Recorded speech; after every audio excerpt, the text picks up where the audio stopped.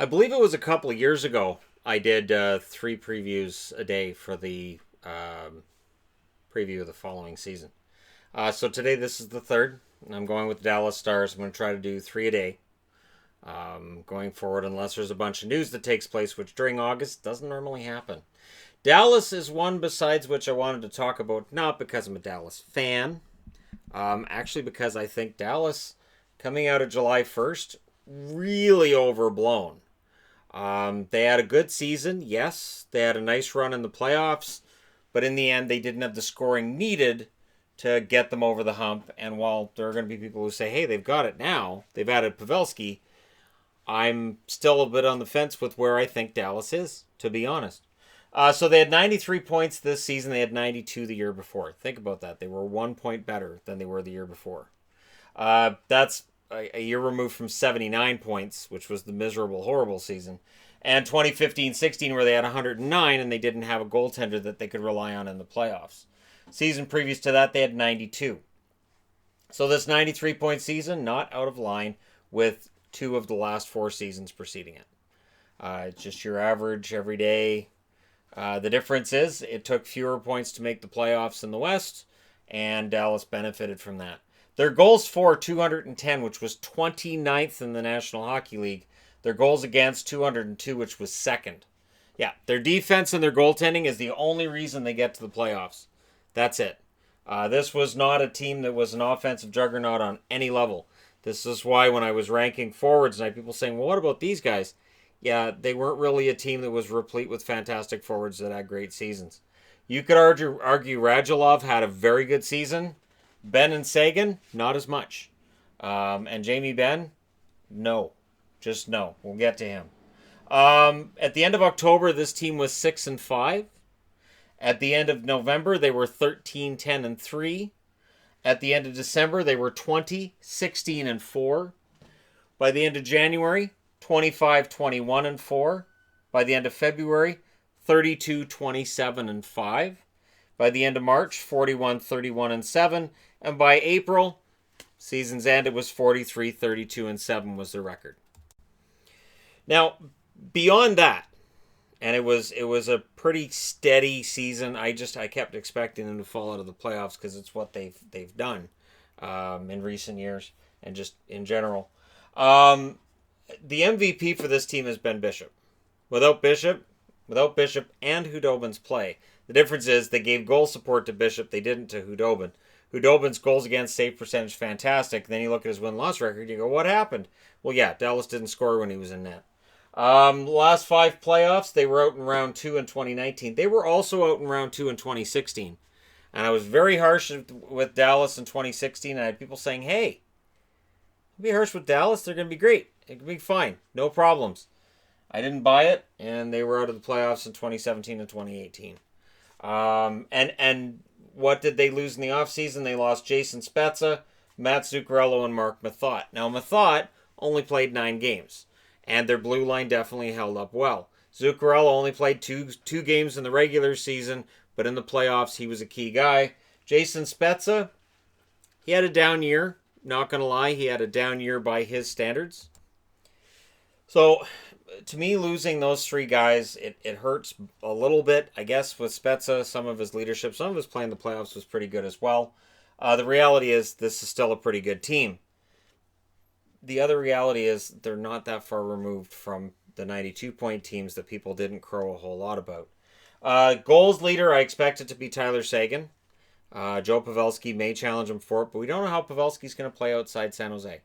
That's one factor that nobody's really gotten into, is that there seems to be an expectation of, okay, Pavelski scored 35-plus goals last year. He should be able to score 35-plus goals for Dallas. He should...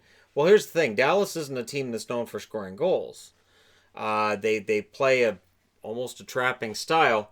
They're known for being defensively sound. I could see Pavelski dropping to 20-25 goals this year. Rope Hintz, I've got as the dark horse. Rope Hintz, I think, had a fantastic playoffs that will leave people expecting more from him than he's going to deliver. So that's why I've got him as a dark horse to be a pretty good scorer. However, we may not see as much scoring from him as some may expect.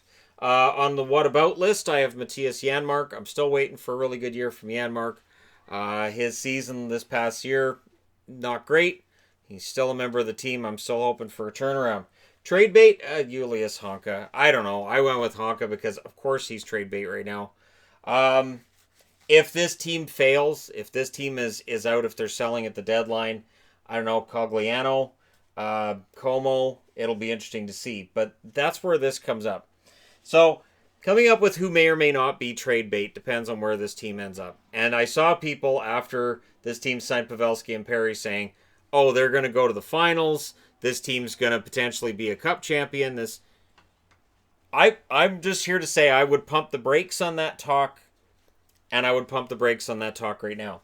Their first line of Ben, Sagan, and Radulov looks great. Sagan and Ben had inconsistent years. Jim Lights, of course, came out and made some comments about these two guys, and of course that became a big headline during the season. However, he wasn't wrong about Ben.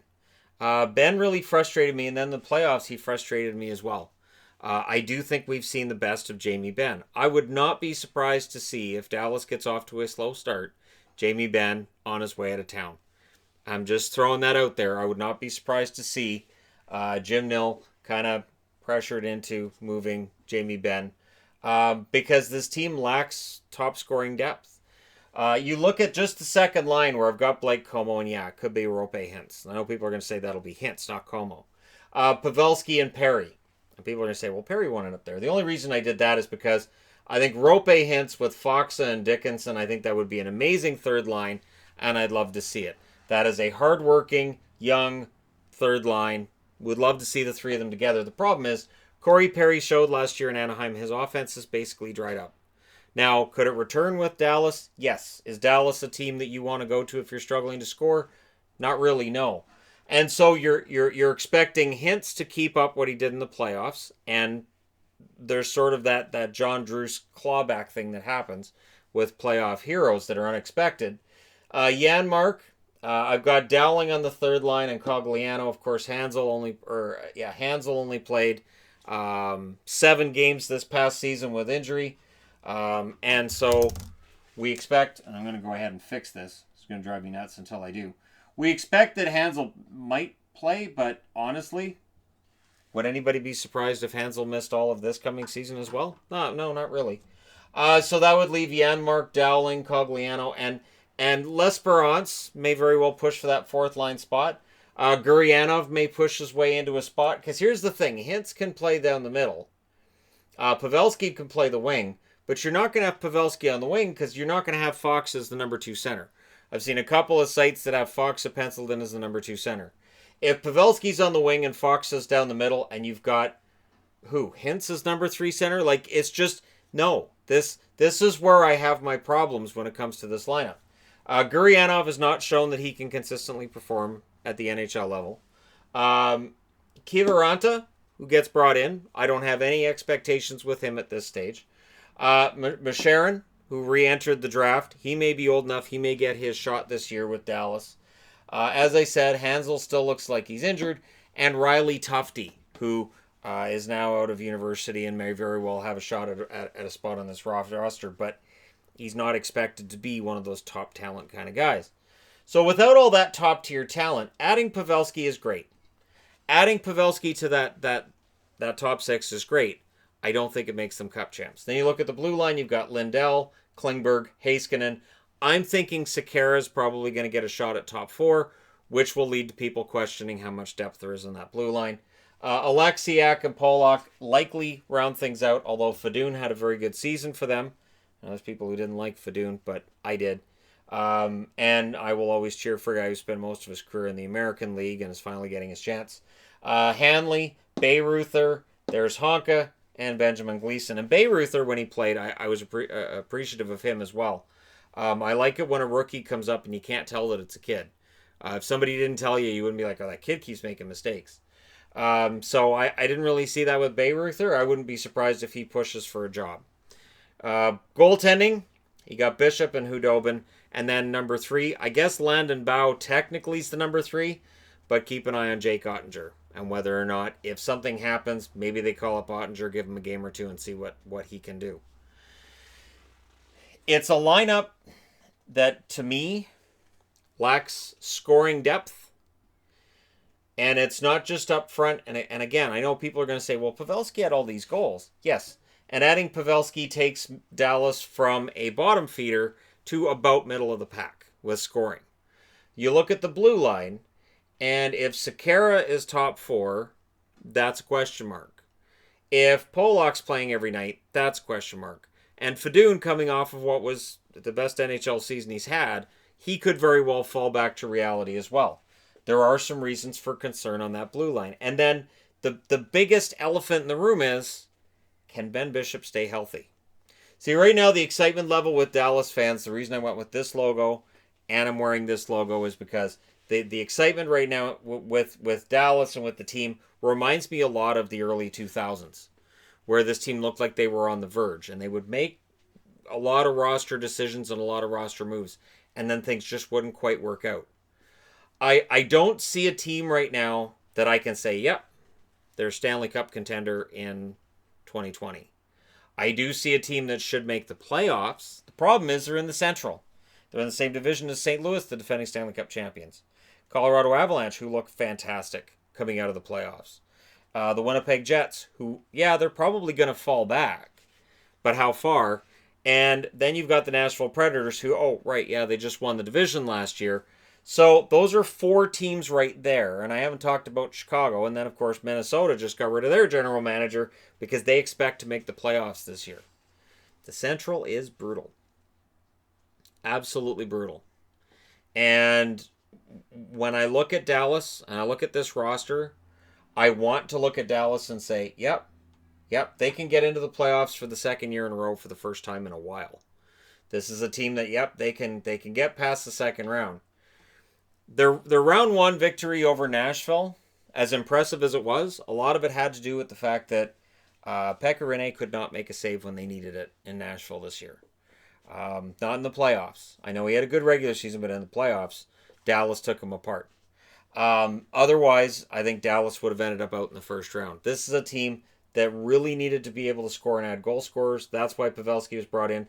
And sadly, I think that's part of what they're expecting with Perry. They're hoping that he can have a bounce-back season and start scoring again. I'm not there. I'm not at the stage where I'll say, yep, Dallas, Stanley Cup contenders. Yep, absolutely, 110% Dallas, Stanley Cup contenders. I don't know that I look at this roster and I say, yeah, they can win the Central because of how strong the Central is. Because I don't know that I would put this roster, other than the goaltending, ahead of Colorado. Goaltending, yes. This is one of the best tandems in the National Hockey League. But the best I could see them finishing, in all honesty, would be third. Because of the aforementioned teams that I said. And I could see them finishing as low as, I won't go below 5th. I can't see them finishing below 5th. That being said, I named a bunch of teams that they could finish below.